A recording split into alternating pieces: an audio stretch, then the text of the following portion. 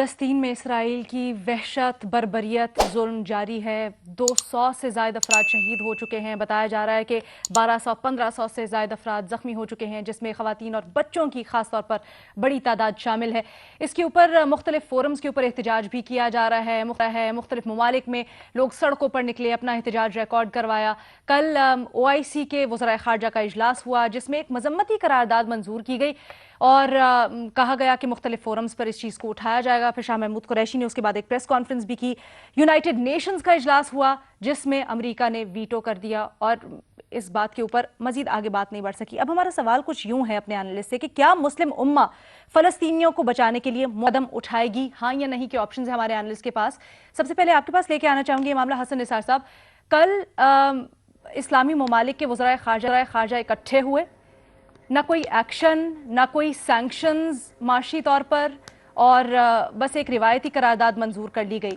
کیا آپ کو لگتا ہے کہ اس سے زیادہ کچھ ہونا چاہیے تھا یا کر سکتے تھے؟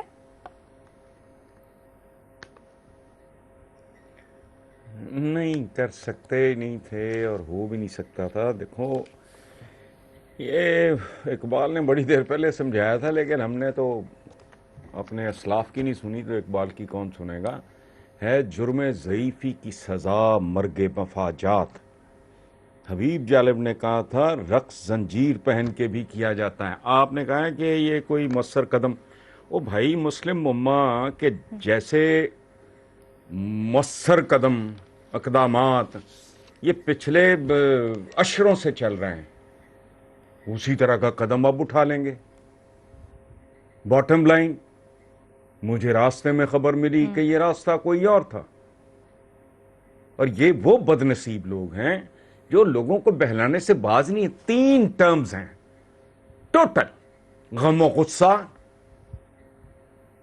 یہ عجیب و غریب قسم کا غم و غصہ، 70 سالوں سے غم و غصہ، غیظ و غضب، عقیدت و احترام، مسلم امہ۔ لک ایٹ دس ٹرمنالوجی، ساری بات آپ کو سمجھ آ جائے گی۔ کچھ بھی نہیں ہے۔ What are you trying to sell؟ اور کن کو کیا بیچ رہے ہو آپ؟ یہ کانٹرڈکشنز ہیں بہت بھیانک۔ یہ جو یہ آپ کی ساری ٹرمنالوجی حیرت انگیز ہے۔ یہ جوش و جذبہ، عید الفطر منائی گئی، جوش و جذبہ، وہ کون سا جوش ہے، کون سا جذبہ؟ اس نے کیا دیا آپ کو آج تک، اور یہ کیا دے سکتا ہے آئندہ آپ کو؟ ایک اسرائیل نہیں سنبھالا جا رہا، 2 ارب کی پاپولیشن، 50 سے زیادہ مسلمان ملک، ایک اتنا سا ٹائنی لٹل اسرائیل کا فرق ہے۔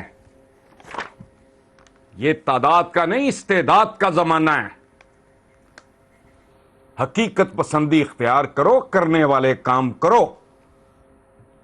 حضور کا حکم ہے کہ ایک عضو کو تکلیف پہنچے تو پورا جسم، مسلمان ایک جسم کی طرح ہیں۔ یہاں کیا ہے؟ جی ہم تو ایک دوسرے کی گردنیں ایک گلی میں، ایک ملک میں، ایک شہر میں کاٹ رہے ہیں۔ اس ملک کی اشرافیہ کیا نہیں کر گئی؟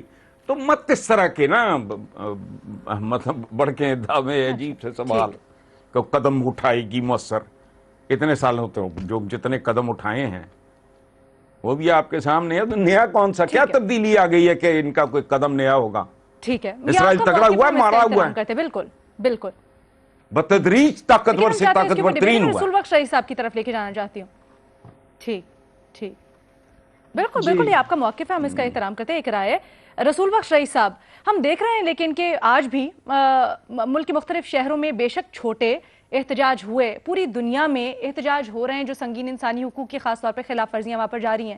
کیا آپ کو لگتا ہے کہ ٹھیک ہے حقیقت پسندی ایک جانب، لیکن لوگوں کو درد ہے، لوگوں کو دکھ ہے، جو وہاں پر ہو رہا ہے ظلم اور بربریت، اس کے خلاف آوازیں اٹھ رہی ہیں، تو پریشر کریٹ کیا جائے تو آگے چل کر چیزیں بہتر بھی ہو سکتی ہیں؟ دیکھیں، کبھی خاموش نہیں بیٹھے مسلمان جہاں بھی ہیں۔ برطانیہ میں ہے تو وہاں جلوس نکالیں گے، فرانس میں ہے تو وہاں جلوس نکالیں گے، پاکستان میں بھی۔ دیکھیں، یہ خاموشی تو نہیں اختیار کرنی چاہیے، سڑکوں پہ لازمی طور پہ آنا چاہیے۔ اور اس طرح مسلمانوں کی بات نہیں، انسانی حقوق کے ادارے اور تنظیمیں مغرب میں بھی ہر جگہ وہ بھی لوگوں کو سڑکوں میں لے آتے ہیں کہ کم از کم اپنی زبانی طور پر، کلامی طور پر مظلوم کے ساتھ کھڑا ہونا تو ضروری ہے۔ آج ہمیں یہ دیکھنا ہے کہ عوام کو اگر دیکھا جائے وہ فلسطینیوں کے ساتھ ہے، وہ کشمیریوں کے ساتھ ہے، لیکن ظاہر ہے کہ حکمران طبقات اور جس نوعیت کے حکمران عرب ممالک میں مسلط ہیں، یہ آج 100 سال پہلے کی کہانی ہے. تقریباً 100 سال پہلے جو مشرق وسطیٰ کے حوالے سے معاہدے طے پائے تھے، سلطنت عثمانیہ ختم ہوئی اور ایک عرب قومیت کا نعرہ لگا کے اس کو حصوں بکروں میں تقسیم کیا گیا، تو وہ انہوں نے اپنے اتحادیوں کو، جو ان کے کام کرنے والے خاندان تھے، قبائلی سردار تھے، ان کے ہاتھ میں سلطنتیں تھما دی. عراق تھما دیا، شام تھما دیا، اردن دے دیا، سعودی عرب دے دیا، مصر میں بھی کوئی مختلف نہیں تھا. تو یہ تو کل کی کہانی نہیں ہے، یہ تو 100 سال پرانی کہانی ہے. تو پھر جب حکمران طبقات وہاں پہ ہوئی ہے، عوام اسی طریقے سے مارے کھاتے رہے. اور فلسطین میں دیکھیں کتنا بڑا ظلم ہوا کہ فلسطین کو ایک ریاست نہیں بلکہ ایک علاقے کے طور پر برطانیہ کے حوالے کر دیا گیا. اور اس دوران میں پھر جو کچھ ہوا، دنیا اس وقت سے ہم دیکھ رہی ہے کہ کس طرح یہودی آباد ہونا شروع ہو گئے، اور پھر دوسری جنگ عظیم کے بعد سر ایک اور چیز ہے جس کے اوپر سب ششتر ہیں. سر ایک اور چیز ہے جس کے اوپر سب ششتر ہیں. اقوام متحدہ کے اجلاس میں امریکہ ویٹو کر دیتا ہے. ایسا کیا ہے اسرائیل میں؟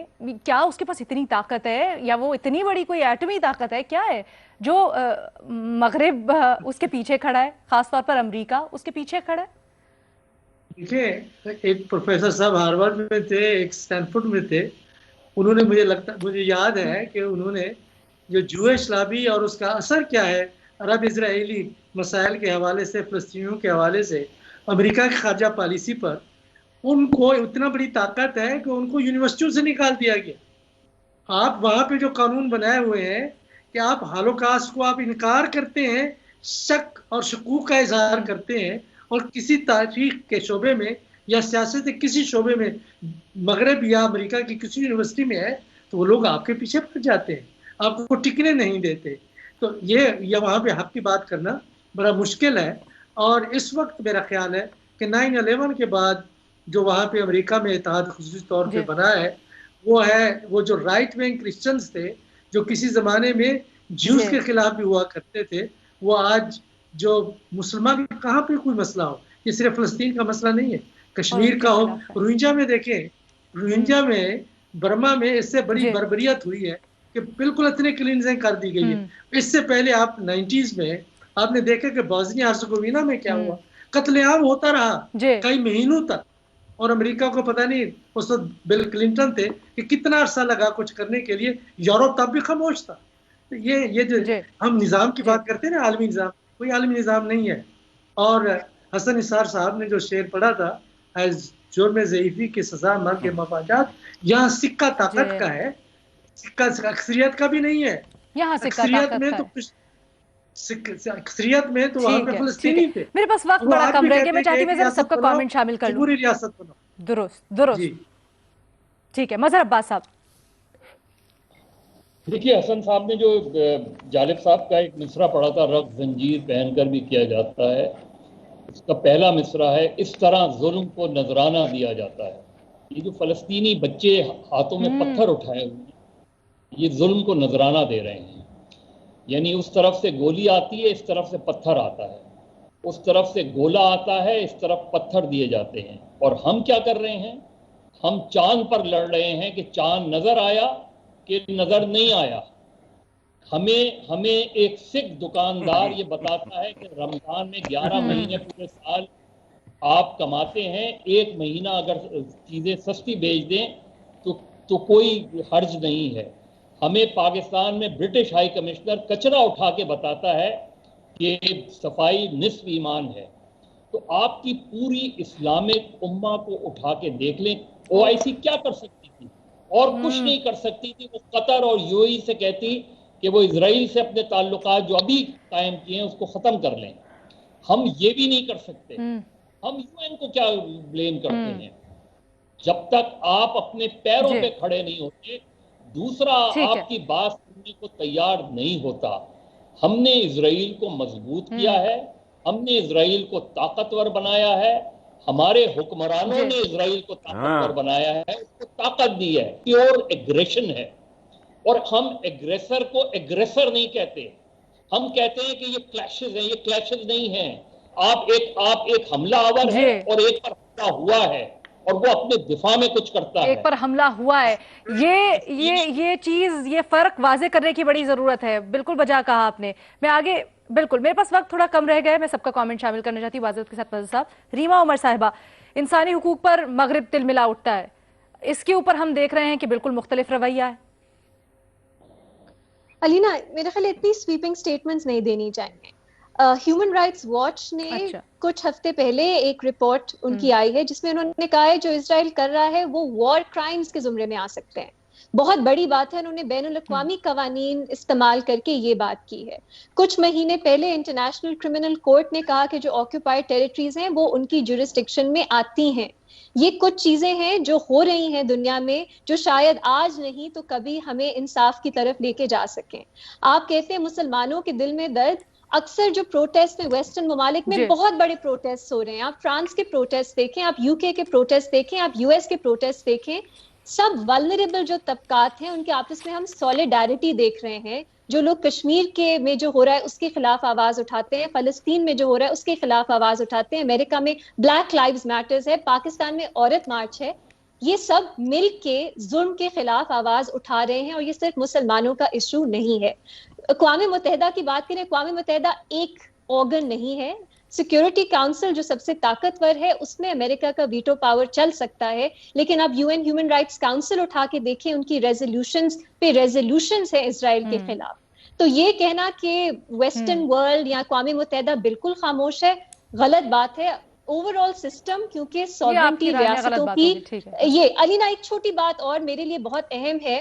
ہمیں اینٹی سیمیٹزم یا جوز کے خلاف نفرت کو پیلسٹائن کے کاز کے ساتھ نہیں جوڑنا چاہیے.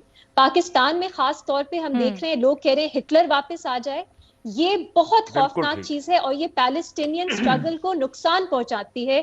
ہم کام ہی پیلسٹینینز کا باقی سب کا یہ ہے کہ وہ الگ کریں اسرائیل کی ریاست کی بربریت اور جوز، اور ان کو آپس میں نہ جوڑیں. ہم پاکستان میں بیٹھ کے پیلسٹائن کی آواز اٹھانے کے لیے کہہ رہے ہیں ہٹلر واپس آ جائے. بہت غلط بات ہے، نقصان پہنچا رہی ہے.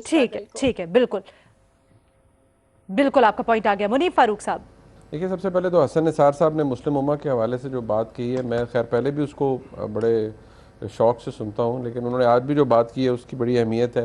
جو ابھی ریما عمر صاحبہ نے تجزیہ پیش کیا ہے، میرے خیال میں یہ it's one of the I would say basic things. اس کو سمجھنے کی ضرورت ہے، کیونکہ یہاں پر بیٹھ کر ہم جس طرح سے باتیں کرتے ہیں اس کی ایک بہت بڑی وجہ یہ ہے کہ بہت زیادہ تعداد میں لوگ ایسے ہیں جن کو اس ایشو کا بھی شاید اس طرح نہیں پتہ، اور ہم سویپنگ سٹیٹمنٹس دیتے ہیں. یہ نہیں دینی چاہیے ہمیں، اور کیونکہ اس میں تعلیم کی بھی کمی ہے، انفارمیشن کی بھی کمی ہے. ایک بات ضرور ہے کہ دیکھیے، یہ بات کو اب سے تو نہیں کہی تو بڑے عرصے سے جاری ہے، 2 اسٹیٹ سلوشن یا 2 اسٹیٹ سلوشن.